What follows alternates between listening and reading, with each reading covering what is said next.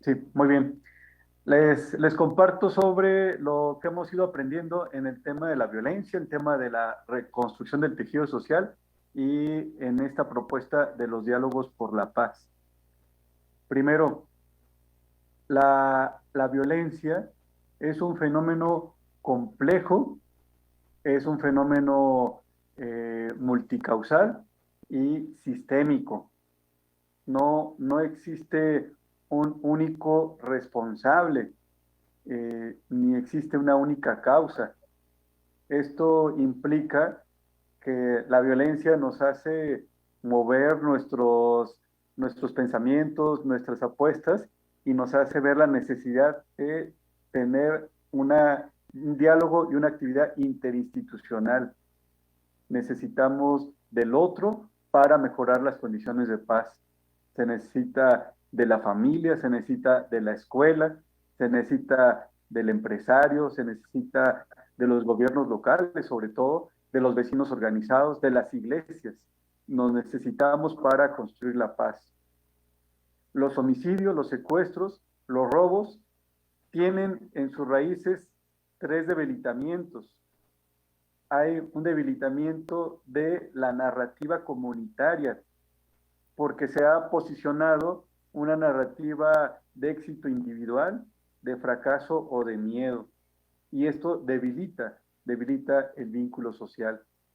También ese otro debilitamiento es de este vínculo social, donde pareciera que entramos en un proceso de separación y eso va en detrimento de los sistemas que regulan la conducta. Y tenemos un tercer debilitamiento, que es el debilitamiento de la institucionalidad. Eh, se ha debilitado la institucionalidad. Por ejemplo, todo el caso que hemos vivido de la ministra Yasmín es algo en detrimento de la institucionalidad. Y estas cosas van favoreciendo ambientes para la violencia. Son debilitamientos que nos están llevando a la separación y con ello al desmantelamiento de los sistemas que regulan la conducta. Hay un individualismo a la base que nos separa, hay un sistema de justicia dominado por la impunidad, donde se sabe que al cometer un delito existen muy pocas posibilidades de que se condene, y hay un sistema de justicia centrado en atender las emergencias y un descuido del fortalecimiento de las instituciones locales para tener seguridad a largo plazo. Lo que vemos detrás de la violencia son alianzas criminales, las que permiten y hacen posible esta generación de la violencia. Tenemos las alianzas criminales, la mamá que acepta el dinero de su hijo metido en el narcotráfico, la policía que se deja corromper con el dinero de alguien que quiere favorecer su interés personal, el empresario que lava el dinero, el partido político que usa al crimen organizado para orientar el voto. Y así vamos encontrando alianzas, porque la violencia tal parece que se ha convertido en un aliado para obtener beneficios personales o de grupo. El uso de la violencia para avanzar a nivel económico, a nivel político, a nivel familiar, el uso de la violencia para resolver un problema. La violencia tiene a la base un proceso de pérdida de la empatía, que es la base en la relación y la construcción de la paz. Hay una dificultad también para escucharnos, para dialogar, sobre todo para consensar. Tenemos claras las diferencias. Ahora necesitamos recuperar la habilidad para ponernos de acuerdo y resolver problemas. Se piensa en la violencia porque pareciera que es la ruta más fácil para resolver un problema o lograr un beneficio personal. Encontramos que hay una cultura inmediatista y una cultura del menor esfuerzo tan instalada que se opta por la agresión y el maltrato como forma rápida de querer solucionar un problema. Por eso a ratos veo que estamos en un laberinto. Por un lado queremos lo fácil, lo rápido, lo barato, y atender las causas de la violencia implica procesos, implica tiempo, implica esfuerzo, implica apertura. Es más fácil el uso de la violencia que la construcción de la paz en este ambiente cultural. La violencia podemos decir que tiene en sus raíces una crisis de los valores sobre los cuales hemos construido la sociedad moderna.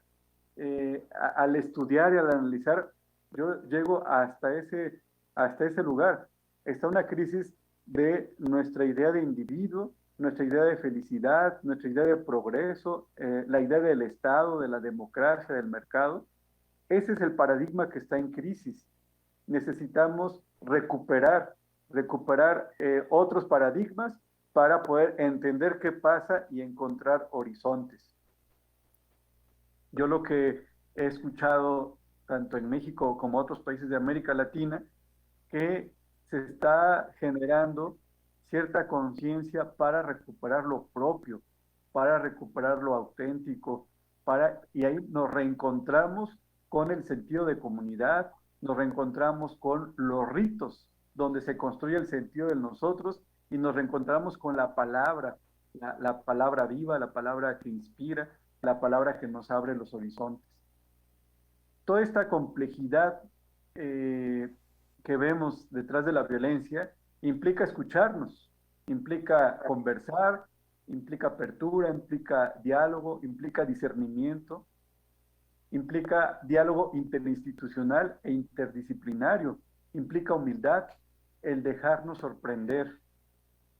La paz se construye desde lo local, en un diálogo interinstitucional, aprendiendo a tejer desde las diferencias, asumiendo la responsabilidad de cada sector en la construcción de la paz. Todos somos responsables. De ahí la importancia de conversar y conversar en esa diversidad. Escuchándonos es como vamos a escuchar al espíritu. Por eso necesitamos de la conversación. Ahí encontraremos las claridades para seguir construyendo la paz desde nuestra familia, desde los vecinos, desde las escuelas, los barrios, la universidad, las empresas, los gobiernos locales.